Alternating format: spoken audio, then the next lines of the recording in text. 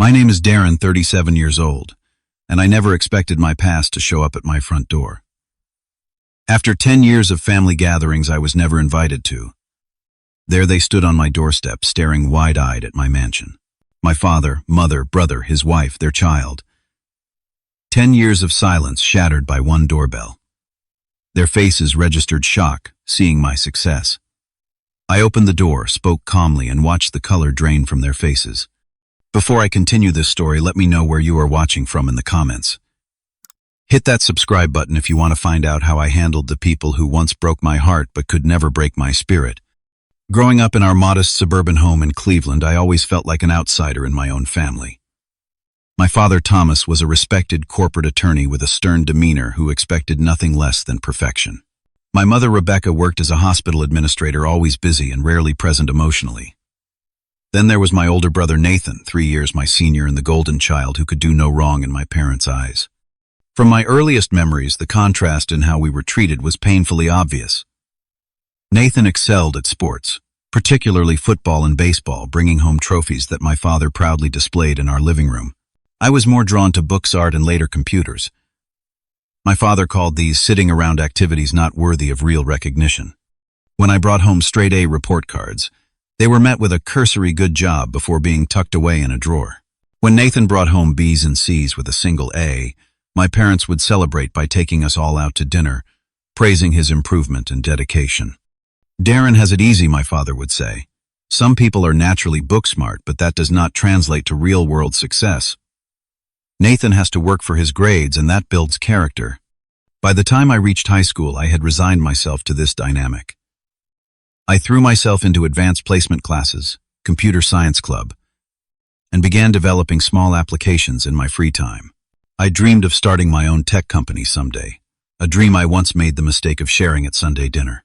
Pipe dreams, my father scoffed. You need stability, a real profession. The plan has always been for you to follow me into law, or perhaps medicine. Entrepreneurs are just gamblers in business suits. Nathan snickered at this, adding, "Yeah, little bro. Not everyone can be Mark Zuckerberg. Some of us have to live in the real world." The only person who ever truly supported me was my grandmother, Martha, my mother's mother. She lived an hour away, and whenever I visited her, she would listen intently to my ideas. Her small apartment was filled with books, and she had worked as a high school English teacher before retiring. "You have a brilliant mind, Darren," she would tell me, her kind eyes crinkling at the corners. "Do not let anyone dim your light. Not even family." Unfortunately, my grandmother's support only seemed to widen the gap between me and my parents. They viewed her encouragement as undermining their authority. Visits to Grandma became less frequent, as I entered my teens with my parents claiming we were too busy with Nathan's sporting events to make the drive. The extended family was no better. My mother's sister, Aunt Lisa, had 2 athletic sons who were treated as Nathan's equals, while I was the odd cousin out. My father's brother, Uncle Robert, was another corporate success story, who barely acknowledged my existence at family gatherings, preferring to talk business and sports with my father and Nathan. Family reunions became exercises in invisibility for me. I would sit quietly, nose buried in a book, or later my laptop, while the adults praised Nathan's latest achievements, and my cousins played football in the yard. Attempts to join conversations were often met with blank stares or quick changes of subject once I had finished speaking. "He is so intense," I once overheard my Aunt Lisa tell my mother. "Does he ever just relax and have fun like a normal kid?" My mother's response was a sigh. "And he has always been different. We have tried everything." By my senior year of high school, I had developed a protective shell. I maintained perfect grades, knowing a scholarship was my ticket to freedom. I had been accepted to several prestigious universities, including Stanford, with a partial scholarship. My father, however, had other plans. "The Mitchell men are Yale graduates," he announced one evening. "I have already spoken with my old professor. Pre-law is the obvious choice, but I would accept pre-med if you insist on being difficult."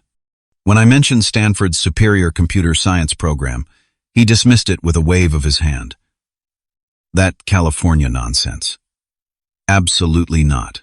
You need a proper education, not some coding boot camp masquerading as a university." Every achievement in my life came with the caveat that it was not quite right, not quite enough, not quite what a Mitchell man should aspire to. I grew up feeling like I needed to apologize for my existence, for my interests, for being myself. The constant need to prove myself, while simultaneously being told that what I valued did not matter, created a deep well of resentment inside me. But more than that, it created a determination to succeed on my own terms, even if my family could never see my worth. Little did I know then that this tension would soon reach its breaking point, forcing me to make a choice between the family that never appreciated me and the future I knew I deserved. The final rupture with my family came during my second year at Yale.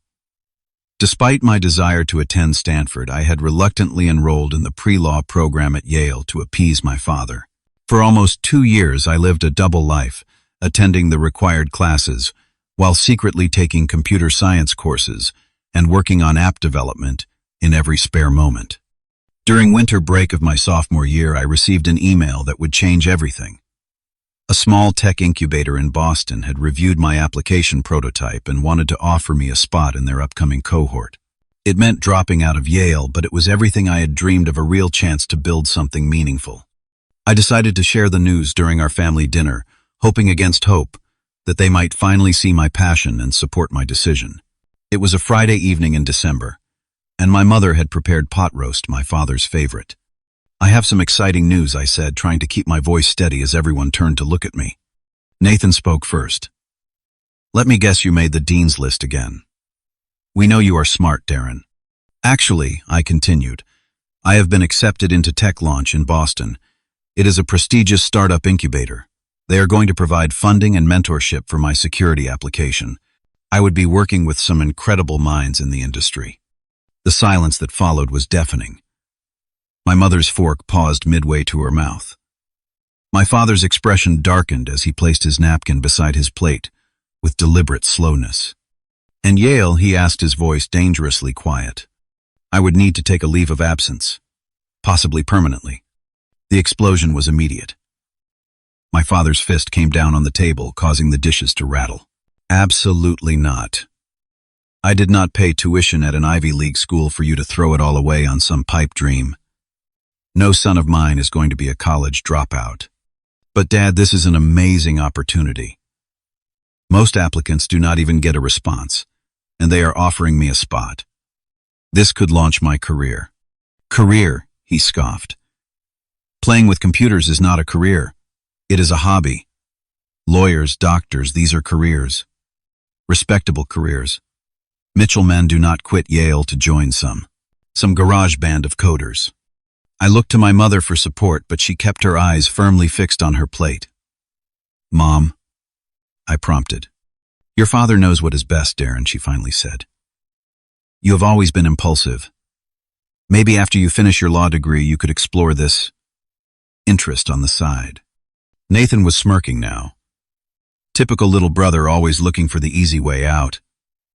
"Yale too challenging for you? Or is it just that you cannot handle a real profession?" Something inside me snapped. Years of being dismissed, diminished, and disregarded culminated in that moment. "Easy way out," I said, my voice rising. "I have been working on this application for months, on top of maintaining a 4-point GPA in classes I do not even care about, and for what, to make Dad happy. To uphold the mighty Mitchell name at a school I never wanted to attend in the first place." My father's face turned crimson. "You ungrateful little. After everything we have done for you." "What exactly have you done for me, Dad?" "Ignored my achievements, belittled my interests, forced me into a life I never wanted." "That is enough," he roared, standing up. "You will apologize this instant and forget this nonsense about dropping out or what I challenged, also rising to my feet. Or you are no longer welcome in this house. No longer my son." The ultimatum hung in the air between us. My mother gasped, but made no move to intervene. Nathan sat back, watching the scene unfold with poorly concealed satisfaction. I looked at each of them, these people who were supposed to be my family, and realized with crystal clarity that they had never truly seen me, never truly accepted me for who I was. "Then I guess I am no longer your son," I said quietly. That night I packed 2 suitcases with my most essential belongings. My mother hovered in the doorway of my bedroom, wringing her hands, but offering no real support. "You know how your father gets," she said weakly. "Just apologize and this will all blow over. It is not just about tonight, Mom.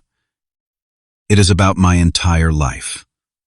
I cannot be who he wants me to be anymore." She pressed $500 into my hand as I left. "Please call when you get settled somewhere," she whispered. But we both knew those calls would go unanswered. The following months were the hardest of my life. I slept in my car for 2 weeks before finding a cheap room to rent with 3 other guys in Boston. I worked as a barista in the mornings and a warehouse loader at night, spending every free moment at the incubator building my application and learning from the mentors there. 3 months after I left home, my grandmother Martha turned 75. I called my mother asking if I could attend the birthday celebration. "It might be better if you did not come," she said. "Your father is still adjusting. Maybe in a few months." 6 months later, I received a terse email from Nathan. "Grandma Martha passed last night. Service on Saturday. No phone call, no details." By the time I managed to arrange time off work and transportation to Cleveland, the funeral was over. I stood alone at her fresh grave, placing flowers where she had been laid to rest without even the chance to say goodbye.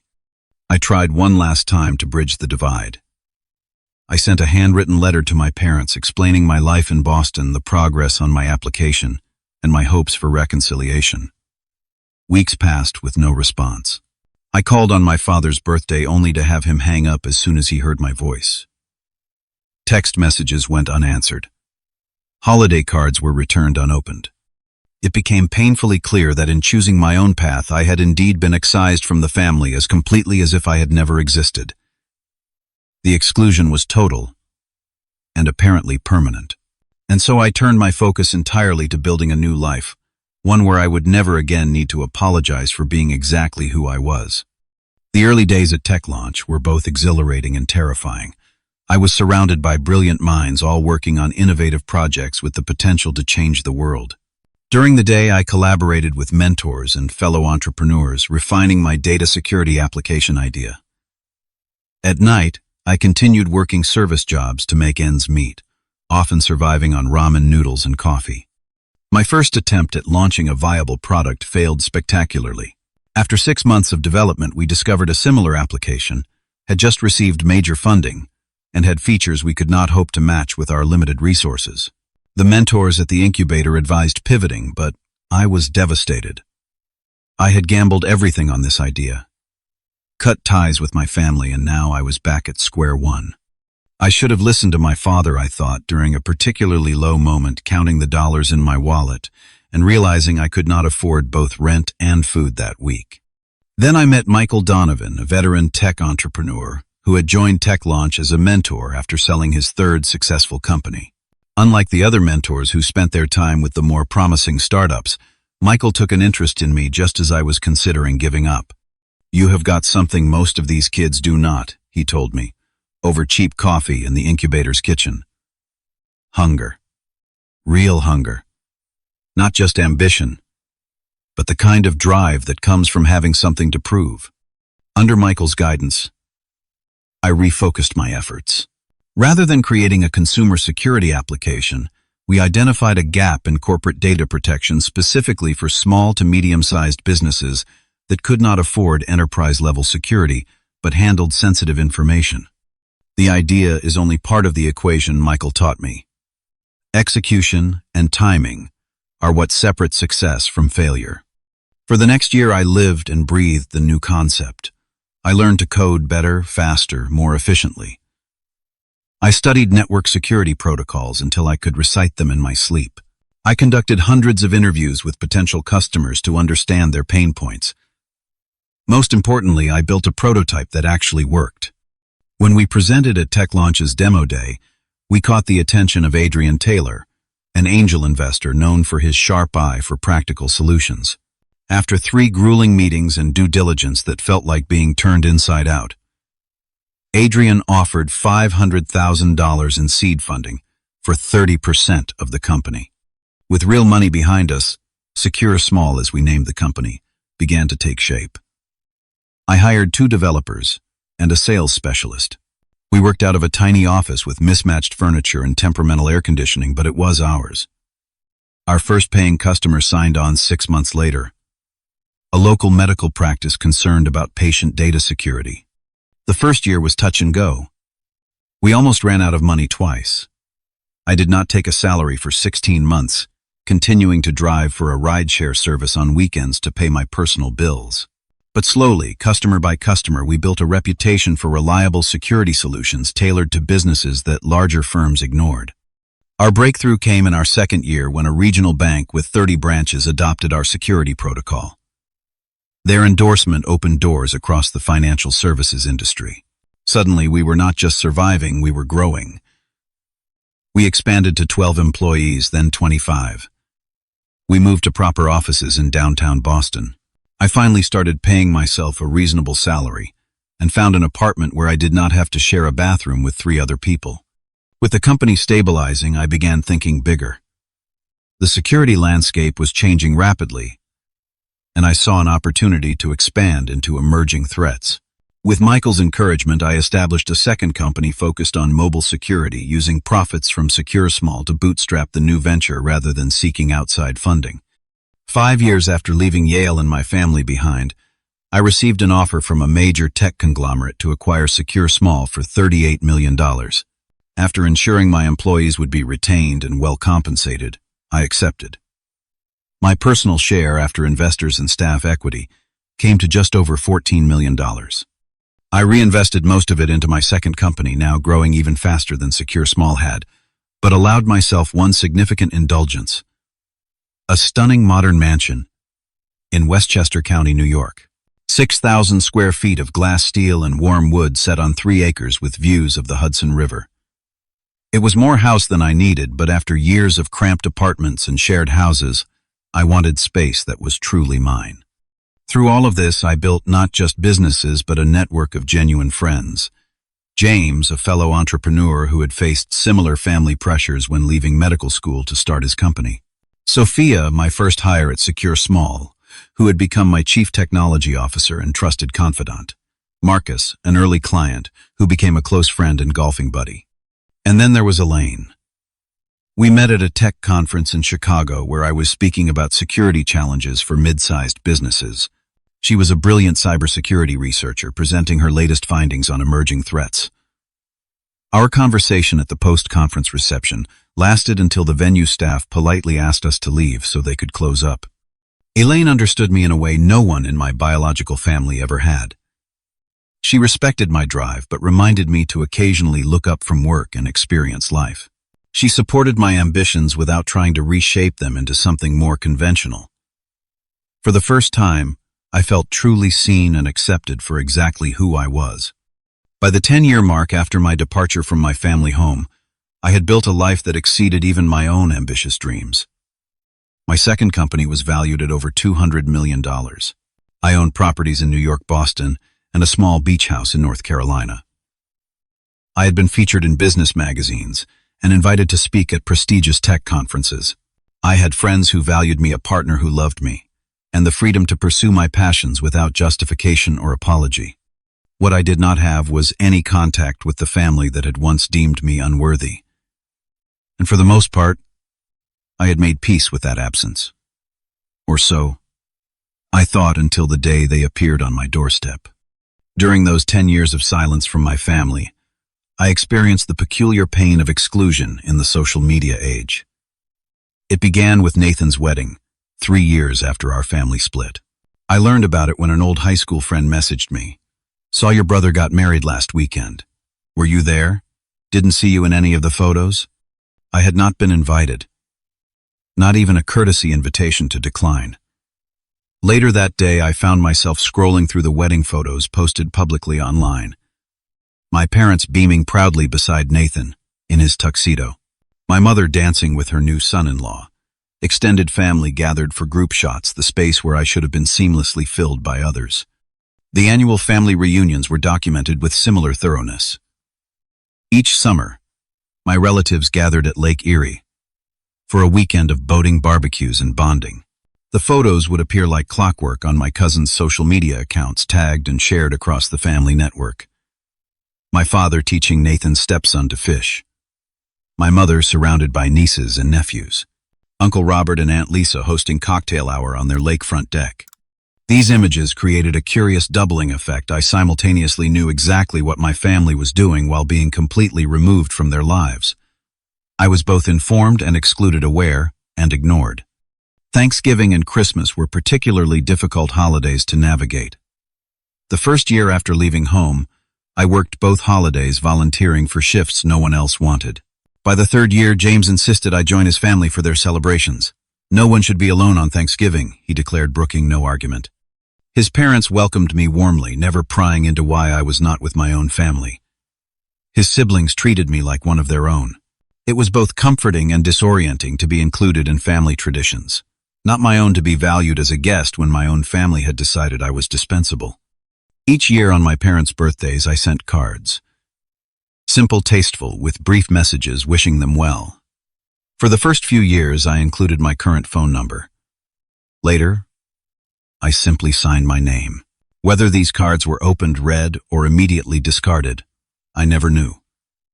No acknowledgement ever came. For my own birthdays, Elaine ensured I was never alone. She organized dinners with our closest friends, weekend getaways, once even a surprise party that actually managed to surprise me despite my general wariness of unexpected events.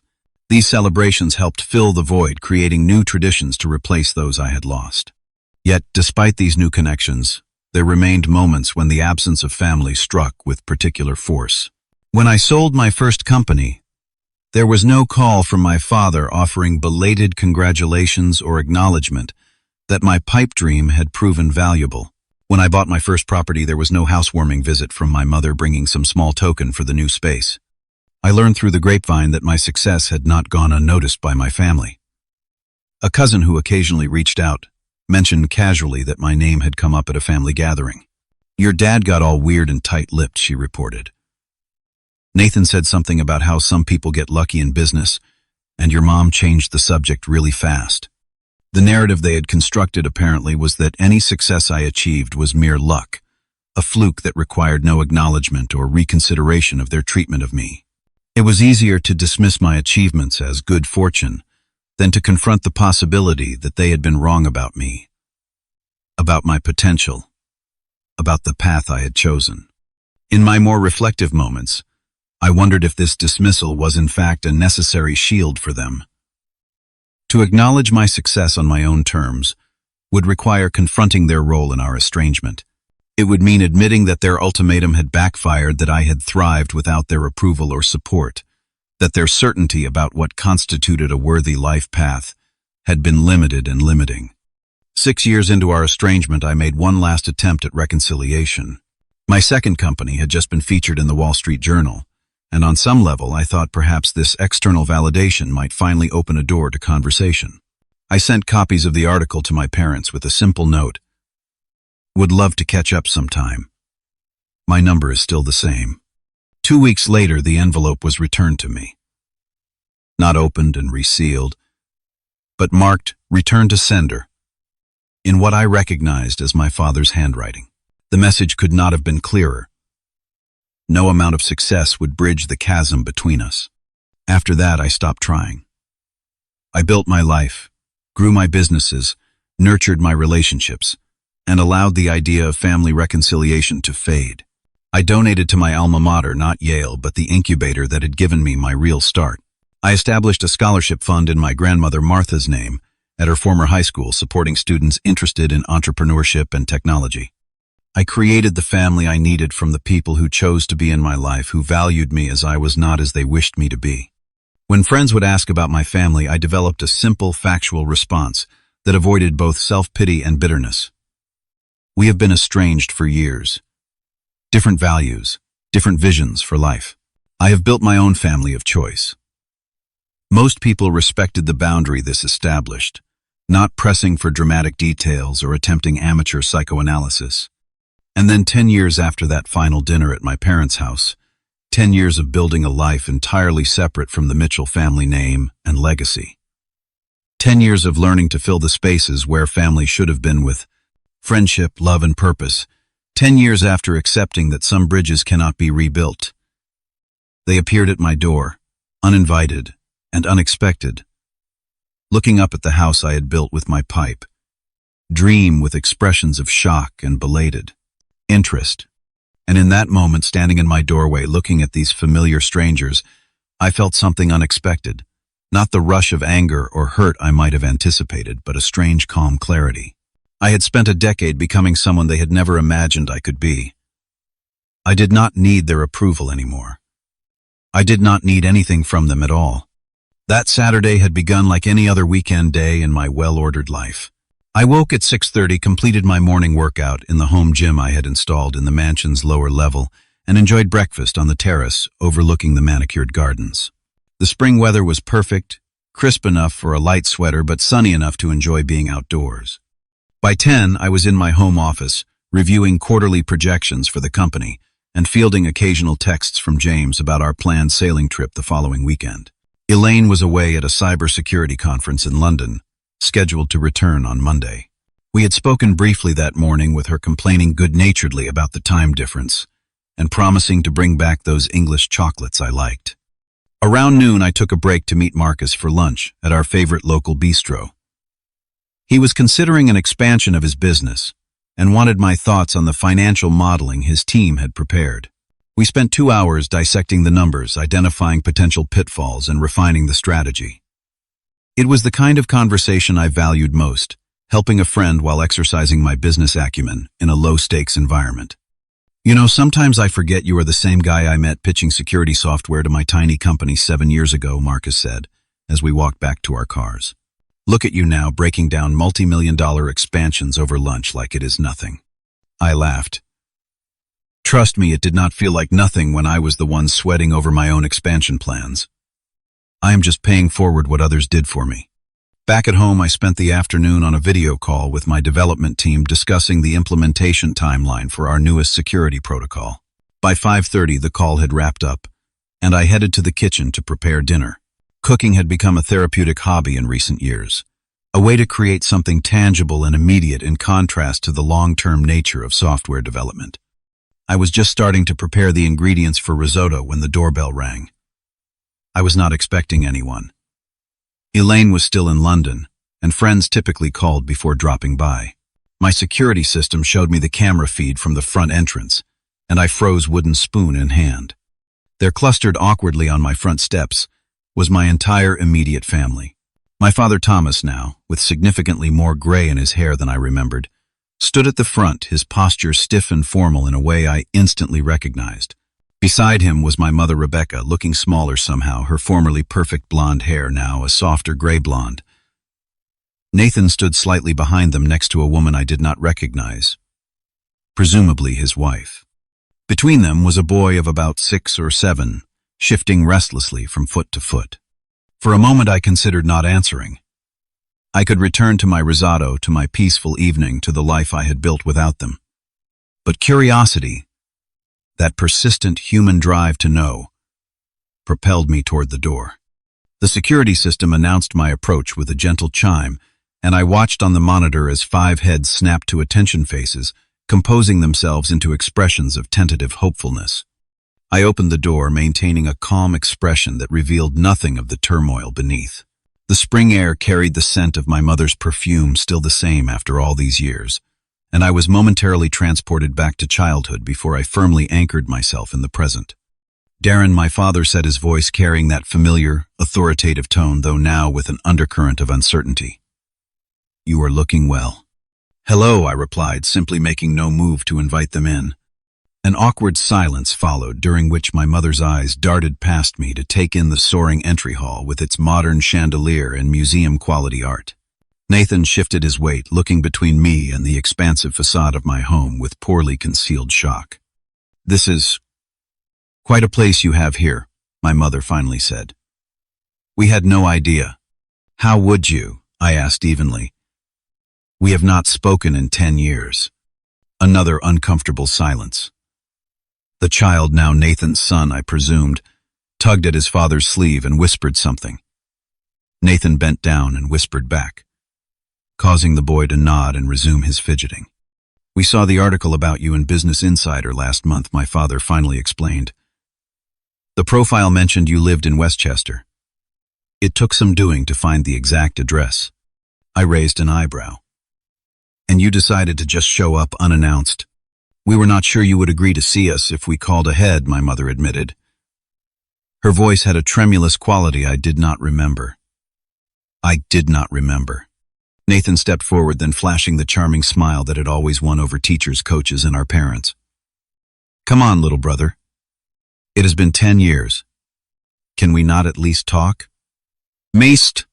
The woman beside him, presumably his wife, offered a tentative smile. I am Emma, she said. And this is Tyler. We have heard so much about you. I doubted very much that what they had heard about me was particularly flattering, but I noted the diplomatic phrasing. Emma at least seemed to understand the delicacy of the situation. Please, Darren, my mother said. Just a few minutes of your time, we have come a long way.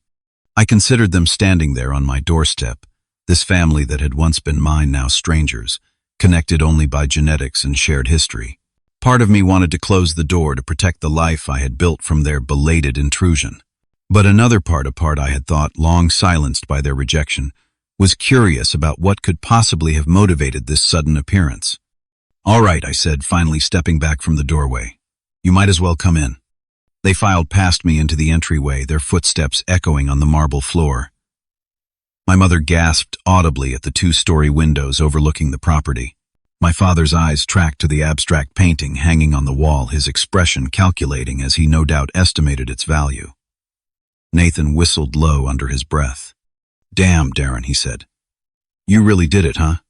I closed the door behind them, watching as they took in the physical manifestation of the success they had never believed I could achieve. Their expressions ranged from awe to discomfort to something that looked surprisingly like pride, though I suspected the latter was a recent and convenient development. The living room is this way, I said, leading them through the house. We can talk there. As they followed me, I could feel the weight of their stares on my back, could practically hear the recalculation happening in their minds. I was no longer the disappointment, the rebel, the foolish boy who had thrown away a proper education. I was apparently someone worth knowing again. And I found myself wondering with a calm detachment that surprised me exactly what they wanted from me after all this time.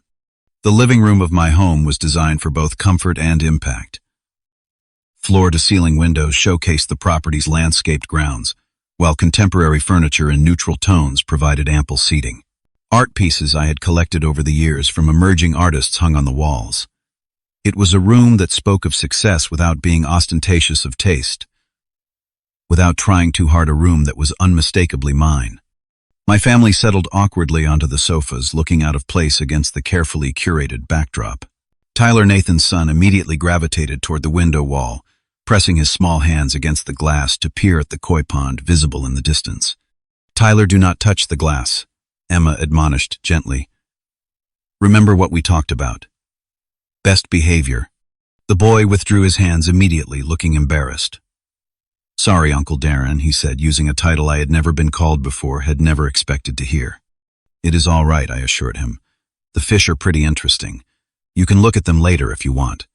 My father cleared his throat, drawing attention back to himself, a familiar technique from childhood dinner tables. You have done well for yourself, he said, gesturing to encompass the room, the house my evident success. Very well indeed. Thank you, I replied, simply taking a seat across from them. What brings you here after all this time? My mother leaned forward, her hands clasped tightly in her lap. Darren, sweetie, we have missed you. When we saw that article, we realized how much time has passed. Too much time. Nathan nodded earnestly. The family has not been the same without you, bro. Holidays, birthdays. It always feels like someone is missing. I kept my expression neutral, taking in their words without reacting. The sudden concern for my absence at family gatherings was particularly interesting, given the complete lack of invitations over the past decade. We made mistakes. My father admitted, the words seeming to cost him considerable effort. I made mistakes. I was too hard on you, too rigid in my expectations. I see that now. Now, I repeated. After 10 years, After I have built all of this without any support or contact from any of you." An uncomfortable silence followed. Emma shifted beside Nathan, looking increasingly uncomfortable with the situation she found herself in. "Better late than never, right?" Nathan offered with a weak smile. "Water under the bridge and all that. We are family after all." "Are we?" I asked quietly. "What exactly does family mean to you, Nathan?" He blinked clearly, not expecting the question. "Well, you know, blood, history, people who are there for each other." "There for each other," I echoed. "Interesting concept." My mother reached into her purse and withdrew a small photo album. "I brought some family photos," she said, her voice overly bright. "Remember this? Your graduation from high school. And here is one from that summer, at Lake Erie, when you won the chess tournament at the resort." I glanced at the photos, strange artifacts from another life. The smiling boy in those images seemed like a distant relative rather than my younger self. "I noticed there are no photos from the past 10 years, I observed. The album closed with a quiet snap. "Well, that is why we are here," my mother said.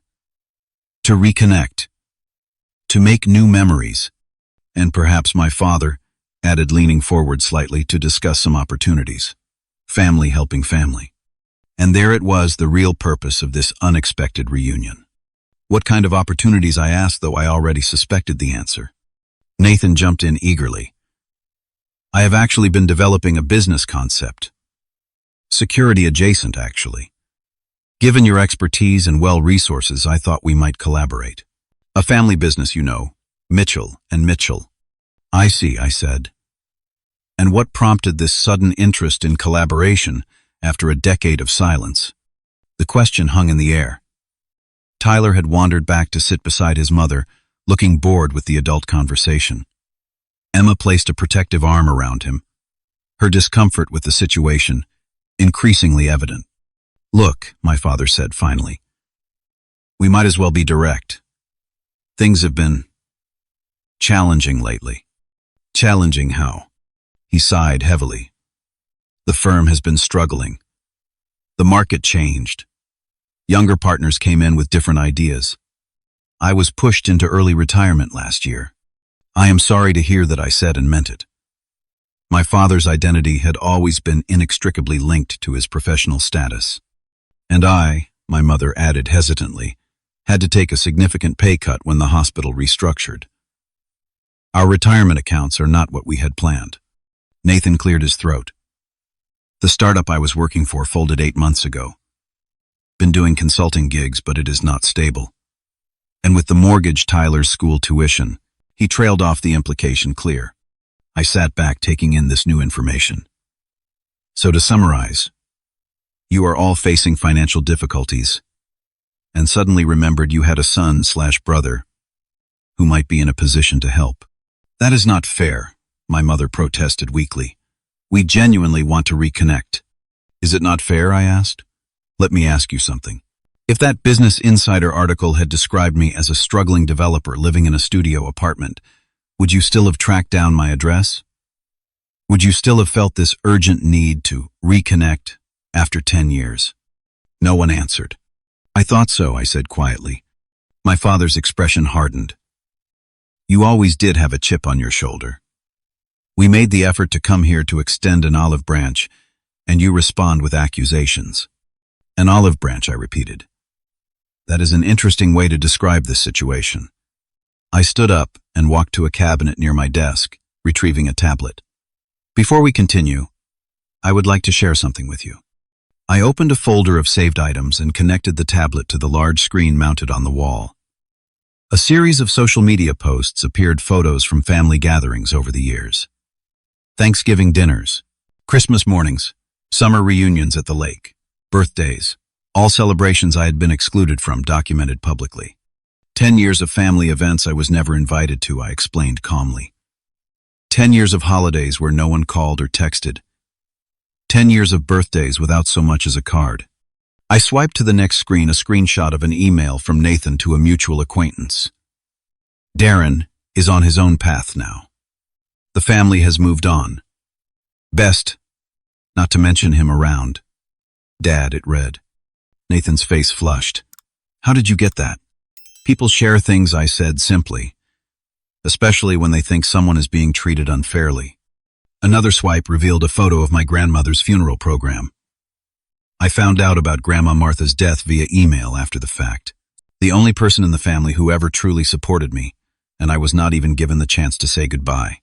My mother's eyes filled with tears. Thomas would not allow it, she whispered. I wanted to call you, but you did not, I pointed out. You made your choice. All of you did.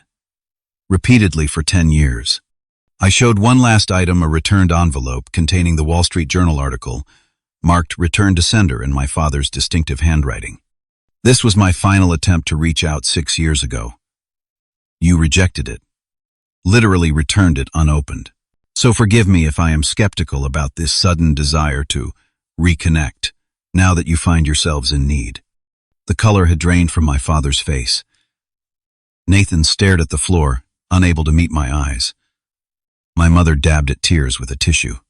What do you want from us? My father finally asked, his voice strained. An apology? Fine. I am sorry we did not support your unconventional choices. I am sorry we did not foresee that your computer hobby would actually work out financially. Is that what you need to hear? I shook my head slowly. That is not an apology. That is an acknowledgement that I succeeded despite your lack of faith, not an admission that you were wrong to withdraw your love and support when I needed it most. You were the one who walked away. Nathan burst out, his composure finally cracking. You chose your precious startup over family. No, Nathan. Dad gave me an ultimatum. Follow his approved life plan or be disowned. I chose to be true to myself, and the consequence was losing my family. That was not my choice. It was his. And you and Mom stood by and let it happen. Emma, who had been silent throughout this exchange, suddenly spoke up. I did not know any of this, she said quietly. Nathan told me you had cut off contact with the family because you wanted nothing to do with your roots once you became successful. Nathan shot her a warning look, but she continued, turning to him. You said Darren thought he was too good for the family once he made his first million. But that is not what happened at all, is it? The question hung in the air unanswered. My father stood abruptly. This was clearly a mistake. We should go. Sit down, Dad, I said, surprised by the authority in my own voice. More surprising still was that he complied, sinking back onto the sofa. You came here for a reason, I continued. Let us be completely honest about what that reason is. You need money. Your retirement is not what you planned. Nathan needs a job or investment in his business idea. You thought that because we share DNA, I would open my wallet and solve your problems, no questions asked. No acknowledgement of the past decade required. That is not fair, my mother began, but I held up a hand. I have not finished. For 10 years, I was not worth a phone call, not worth a birthday card, not worth an invitation to family events. For 10 years, I built my life without any support from any of you. I taught myself to celebrate holidays with friends who actually care about me. I created my own traditions. I found people who value me for who I am, not what I can do for them, or how I reflect on them. I looked at each of them in turn. And now you show up uninvited, expecting what exactly? That I will just forget. A decade of exclusion. That I will be so grateful for your belated interest. That I will hand over whatever you ask for. The silence that followed was deafening. Tyler, sensing the tension, pressed closer to his mother. Emma wrapped her arm more tightly around him, looking increasingly uncomfortable. What happened to blood is thicker than water. Nathan finally asked, his tone accusatory. What happened to family loyalty? I laughed, though there was no humor in it. Interesting you should mention loyalty, Nathan. Where was your loyalty when Dad threw me out? Where was it during 10 years of family gatherings I was never invited to? Where was it when you told people I had abandoned the family, rather than the other way around? For once, my brother had no clever comeback. My father's face had grown increasingly red during this exchange. This is ridiculous, he snapped, the familiar temper emerging. We made the effort to come here to extend forgiveness for your youthful rebellion, and this is how you respond, with accusations and grudges. This is why you never fit in with this family. You always have to make everything so difficult. Forgiveness, I repeated, incredulous. You think you are here to forgive me? Thomas, my mother interjected, placing a restraining hand on his arm. Please. But the dam had broken. Yes, forgiveness, my father continued. You threw away a Yale education. You rejected the path we laid out for you.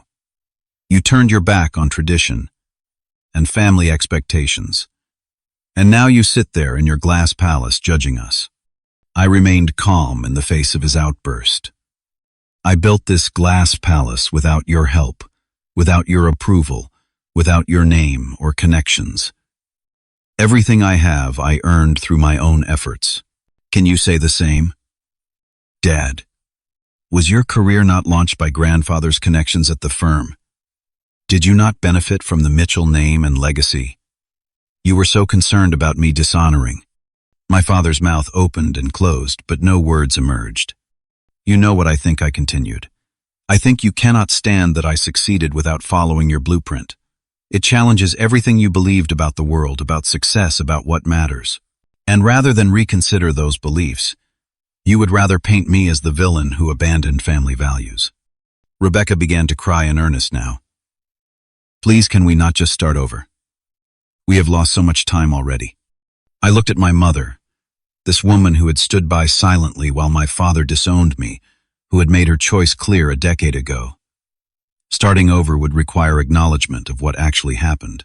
It would require genuine remorse, not just regret that your financial situation has deteriorated to the point where you need my help. So that is it, Nathan demanded. You are just going to turn your back on your family when we need you. Prove that money has changed you after all. I turned to my brother. Money did not change me, Nathan. It just gave me the freedom to stop accepting mistreatment. And as for turning my back, that is a particularly ironic accusation coming from you.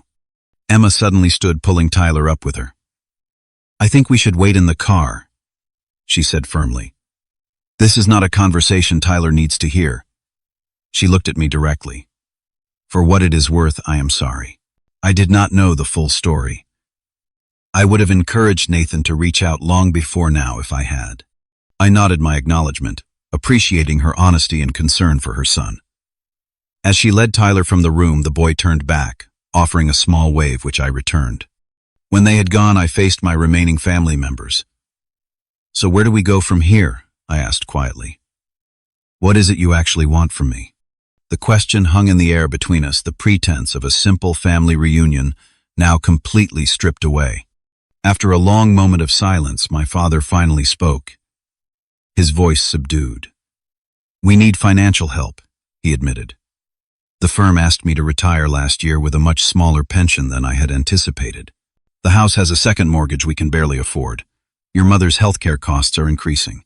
And Nathan. He glanced toward the doorway where Nathan's wife and son had exited. Nathan has struggled to find stable work since his company folded.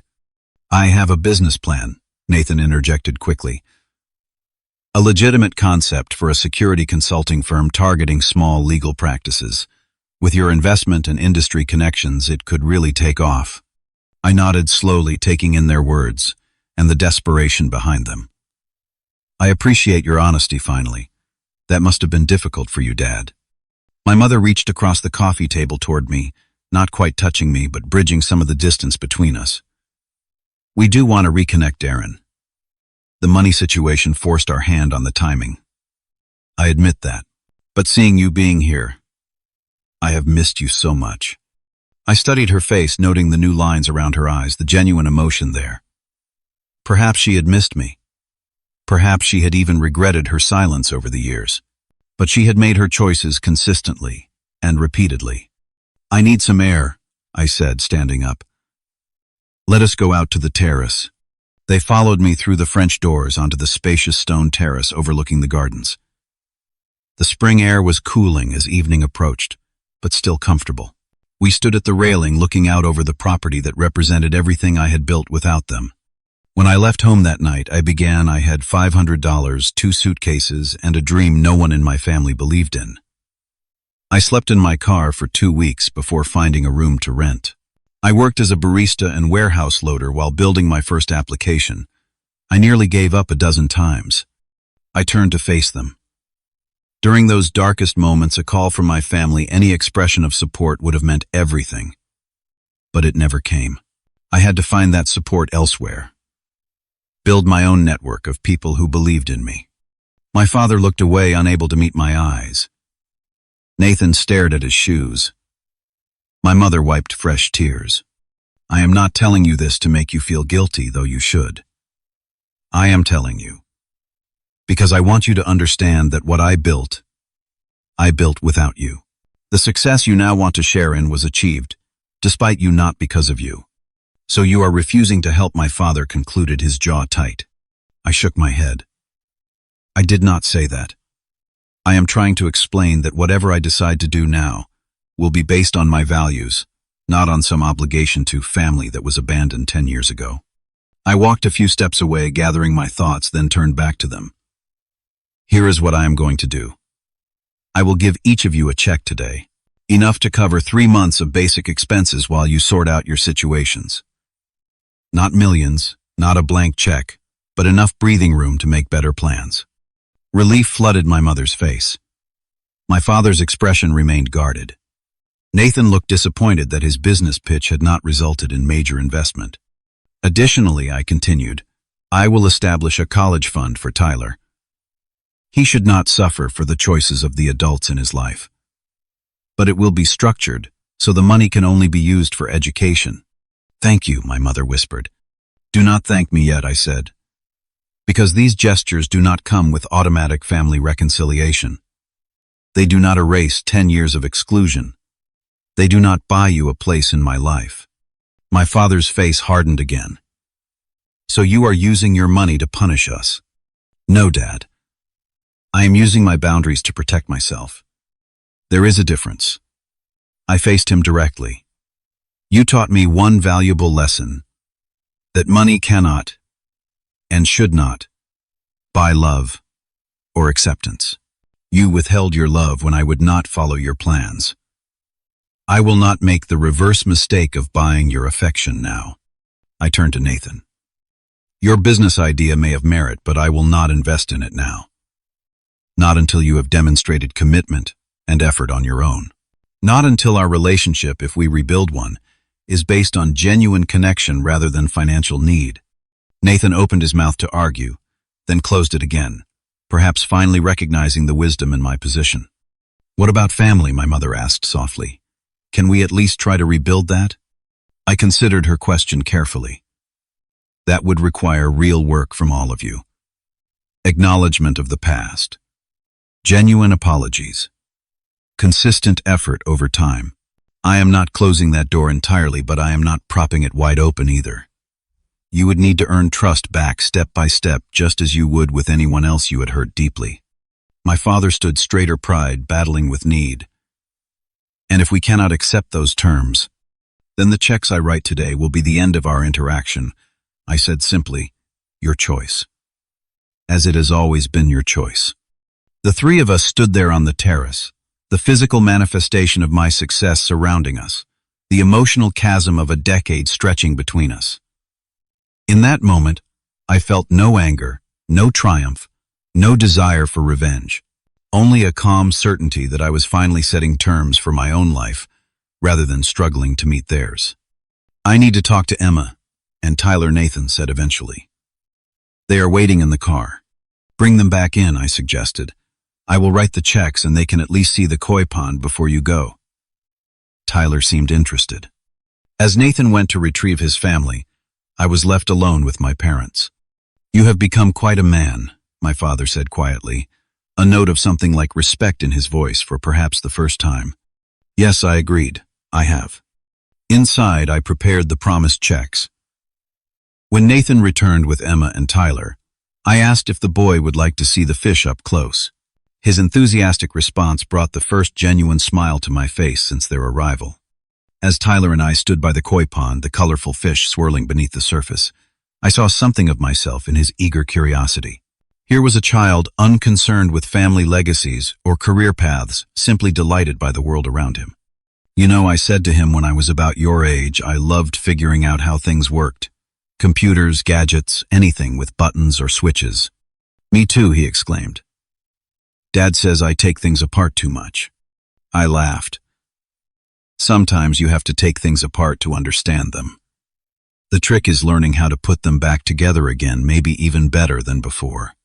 He nodded solemnly as though I had imparted great wisdom. In a way, perhaps I had. When it was time for them to leave, I handed each adult their check plus an envelope for Tyler containing details of the education fund I would establish. At the door, awkward goodbyes were exchanged, promises to call that might or might not be kept, tentative plans that might or might not materialize. As they walked to their car, I noticed my father's shoulders seemed less rigid, my mother's step lighter despite her tears, even Nathan's posture more thoughtful than defensive. Whether lasting change would come from this encounter, I could not know. But I had set my boundaries and offered what I could without compromising my self-respect. After their car disappeared down the driveway, I returned to my kitchen and the abandoned risotto ingredients. As I chopped and stirred, I called Elaine in London. They actually showed up at your door, she asked, incredulous when I recounted the afternoon's events. After 10 years of nothing, financial desperation is apparently a powerful motivator, I replied. And you gave them money anyway, she observed, not critically but thoughtfully. Enough to help, not enough to solve all their problems, I clarified. And not with any illusion that it buys me a family. I am proud of you, she said simply. That could not have been easy. Strangely, it was easier than I expected, I told her. 10 years ago, their approval meant everything to me. Today, I realized it means very little. What matters are the relationships I have built with people who value me for myself, not what I can provide, not how I reflect on them, just me. After we hung up, I ate my dinner on the terrace, watching the stars emerge in the darkening sky. I thought about family, the one I was born into, and the one I had created. I thought about forgiveness, not the easy consequence-free absolution my father had expected, but the complex, gradual rebuilding of trust that might or might not be possible. In the months that followed, small changes occurred. My mother called regularly, her conversations, tentative at first, then gradually more genuine. My father found part-time legal consulting work, and with evident effort learned to ask about my life without judgment. Nathan struggled longer, his pride wounded, but eventually began sending updates about Tyler and cautious invitations to occasional family events. I accepted some invitations, declined. Others always maintaining the boundaries I had established. Sometimes it was uncomfortable. Sometimes old patterns threatened to re-emerge. But slowly, a new type of relationship began to form, not the automatic, unquestioned bonds of blood, but the chosen, intentional connections of adults who share history but must earn each other's trust. The family I had built separate from them remained my foundation. James and his parents still hosted me for holidays. Sophia and I still celebrated business milestones together. Marcus and I still played golf on Sunday mornings. And Elaine, who eventually became my wife, stood beside me through it all, neither pushing me toward reconciliation nor pulling me away from it, simply supporting whatever path brought me peace. The greatest lesson in all of this was one my grandmother Martha had tried to teach me long ago. True family is not defined by obligation or expectation, but by love, freely given, and respect, consistently demonstrated. Blood may connect us, but it is our choices that create genuine bonds. My chosen family taught me that I deserved love without conditions. My birth family taught me that relationships without respect cannot thrive. The decade of separation taught me that I could survive abandonment and build something beautiful from that pain. And that afternoon on my terrace taught me that while forgiveness may be possible, self-respect is non-negotiable. I do not know what the future holds for my relationship with my parents and brother. What I do know is that I now face that future from a position of strength and clarity, rather than need and uncertainty. I am no longer the young man desperate for their approval, but an adult secure in his own worth, capable of extending compassion without sacrificing dignity. And that perhaps is the most valuable success I have achieved. What would you do if your family reappeared after years of exclusion? Would you open your door and your heart, or protect the life you have built? Let me know in the comments below. If this story resonated with you, please hit that like button and subscribe to hear more stories about finding strength in difficult situations. And if you know someone struggling with family relationships, consider sharing this video as a reminder that sometimes the most important family is the one we create for ourselves. Thank you for listening. And remember, your worth is not determined by those who failed to see it.